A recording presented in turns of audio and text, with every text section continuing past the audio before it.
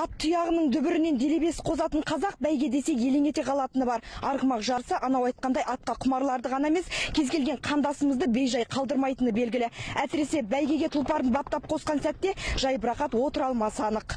Ал Сейсен Аратовтың уайымы еселене түскен. Ол Ресей жерінде өткен жарысқа қос сәйгүлігін сайлап барды. Сахарада өскен тұлпарлар бастапқыда орманды алқапқа кірмей қиғылық салыпты, бірақ шабандоздың шеберлігі жолда қалдырмады. Жолдар қиын, асфальт, тас, жолдар қатты болды.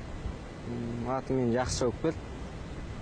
Өзім жақсы сезіндім. Атын орын алады деген ойда болдым.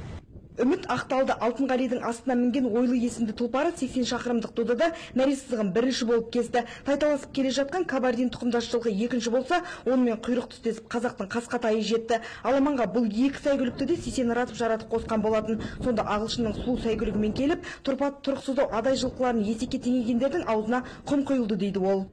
Манаттармен тона жердің түбінен кетіп тұрсыңдар ма, не қылып жүрсіңдер дегендей алып.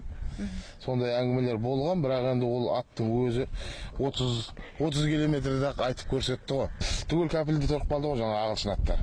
Системамен капельде тұрды.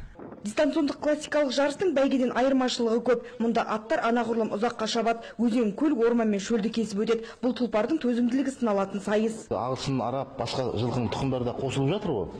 Біздің айтатынымыз 30 километр сайын тоқтатады біздің аттарымызды. Мына жүрек соғысын есептейді. Жүрек соғысы 64-тен жоғары болмау керек. Біздің аттарымыз сол 1 минут, 2 минуттың ішінде шауып келгенде қалпына келеді. Олардікі 4 минут, 5 минут, тіпті ағылшын жылқылар 20 минутқа дейін кетіп қалады екен.